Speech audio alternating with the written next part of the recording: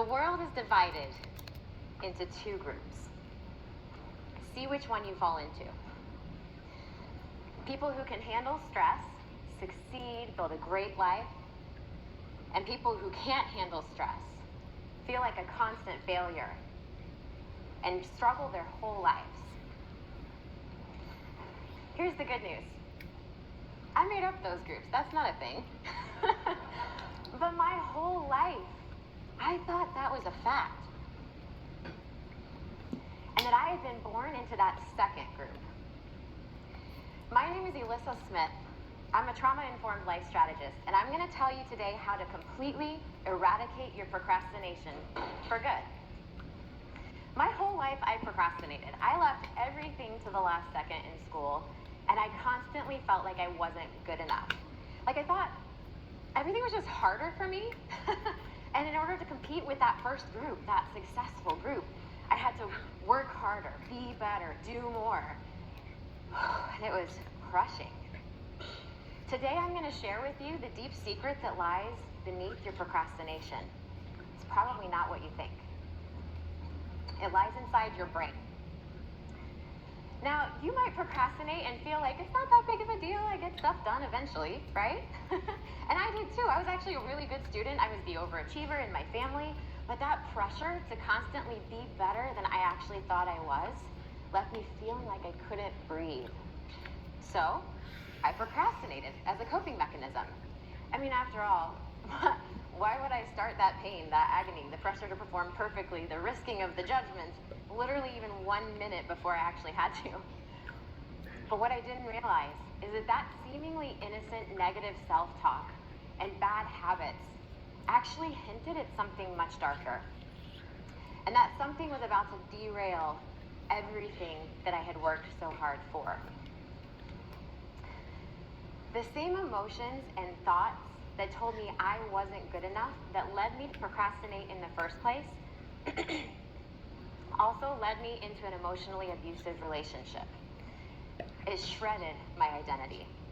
I walked right into the arms of someone who agreed with me that I was less than and needed to work for my self-worth. It left me on the floor, emotionally bleeding out.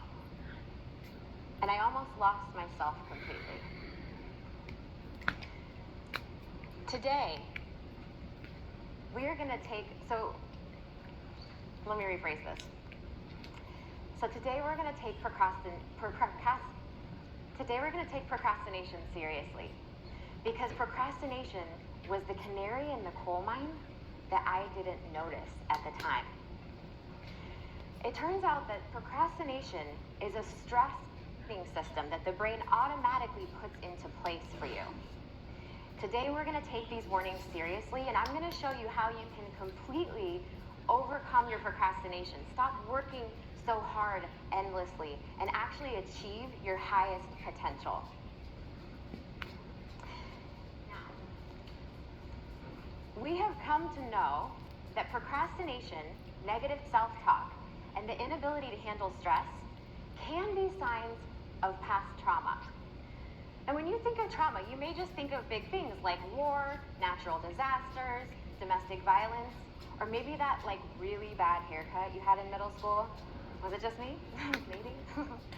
And that is the most commonly known type of trauma. That's called big T trauma.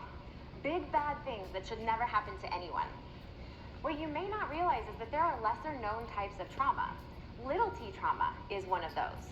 Little T trauma is non-violent situations that actually still cause a lot of emotional distress. Think like bullying or losing a pet.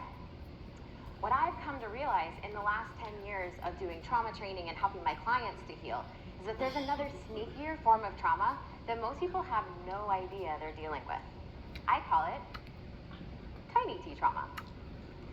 Tiny T trauma is little unmet needs throughout childhood that cause your brain to create negative self-beliefs. So this could be anything from only being rewarded when you performed perfectly to actually watching your caregivers work too hard without a break. And what you need to know about your brain's response to trauma, whether it's big T, little t, or tiny t, it's the same. It creates unique survival coping mechanisms. Procrastination is one of these mechanisms. Raise your hand if you've ever felt like, I actually perform better under stress. I procrastinate and I kind of need that in order to do my best, right? And I did too. I mean, after all, we have evidence that we get that ish done when there's a fire lit underneath us. And sometimes that's what it takes. But here's the thing, you were never meant to lean on the crutch of procrastination forever. The way it was meant to work is that you could use it as a last resort, this sort of emergency bundle of energy to hurry up and get stuff done. How many of you have heard of the differences between right and left brain?